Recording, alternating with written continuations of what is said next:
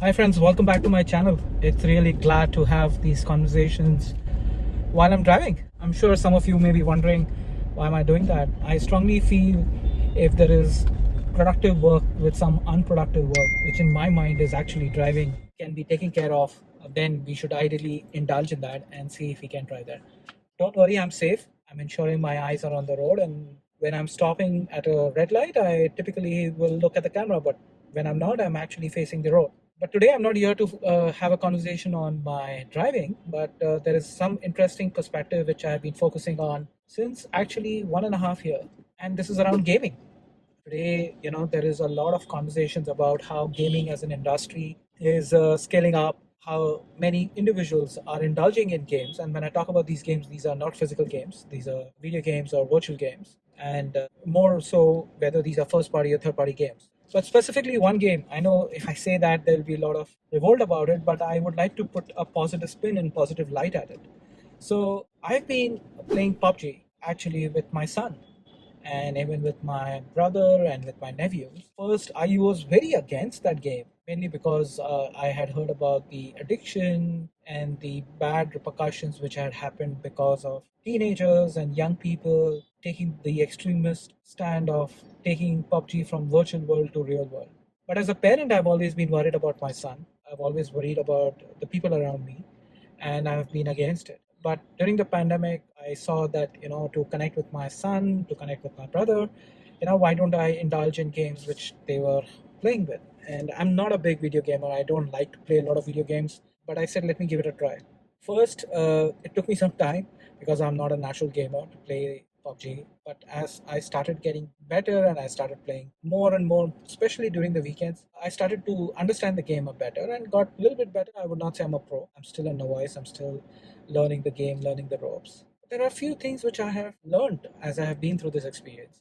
The first piece is while I would not say I'm really great at strategy, it has helped me to learn tactics and strategy as you're in the thick of things because there are a lot of split decisions you need to take. You need to really strategize around how your attack, how your protect, how your offensive, how your defensive game is going to be.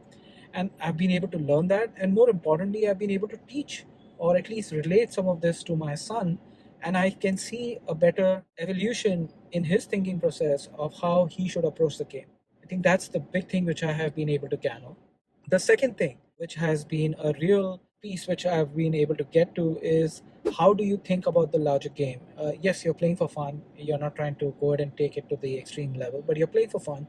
But at the same time, you can learn about teamwork. And that's the second big thing which I've been able to teach, or at least work with my son on, that how when you are in the real world, when you are indulging or and when you're engaging with other individuals, how you need to assist, engage, and also not just think about yourself but think about the team, think about the larger goal, which may be the win or the chicken dinner or dinner winner chicken dinner as it's called in the game. How do you focus on that, and how do you learn from the mistakes or learn from others as you go through the journey of playing games? The good thing is that the games are of variety of types. Some are as low as 10 minutes, can go up to 30 minutes as well, but those are quick wins. You don't get too engrossed and spend a lot of time. You can play one or two games and you should be able to get out of it. So that's the best part also. I like that you're not spending a lot of unproductive time. Well, if you look at the game as unproductive, it will be unproductive. The third thing, which has also helped me learn, is to embrace failure. There have been a lot of scenarios, either because of my own mistake or because of my own teammates, which whether it's my son or my brother or whether it's my nephews, we lose the game, we don't win the game. But at the same time, I have started seeing that not only we are embracing failure, but we are learning from our mistakes.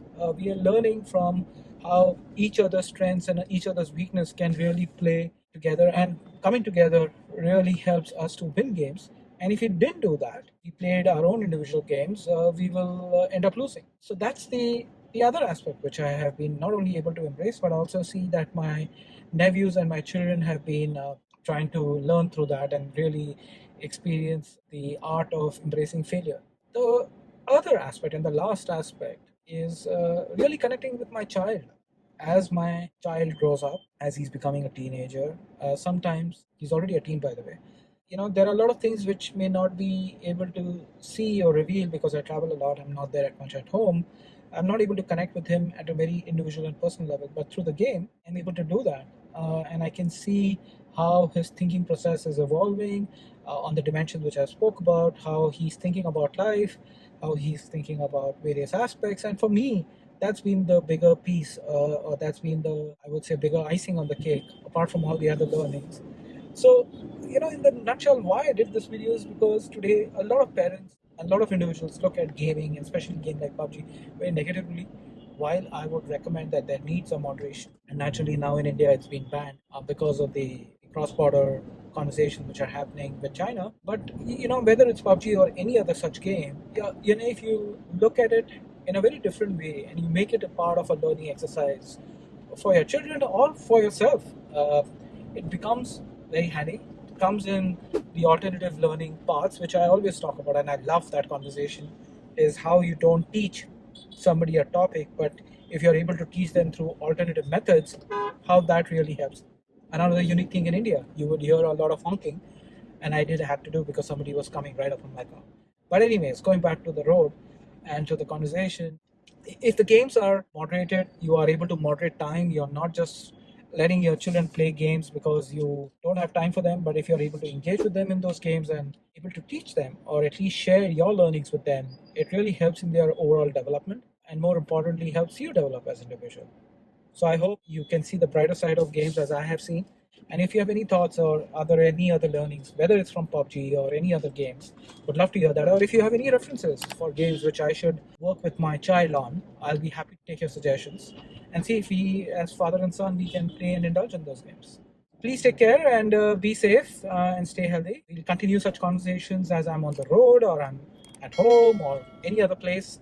Look forward to your feedback and you coming and subscribing. And if you've subscribed, if you want to share it with your friends, family, or any other people, please do. And I'll be happy to, have your conversations and have conversation. And if you want to engage with me, drop in an email on my email address, which is on the channel, or reach out on Twitter or Instagram, and I'll be happy to engage with you.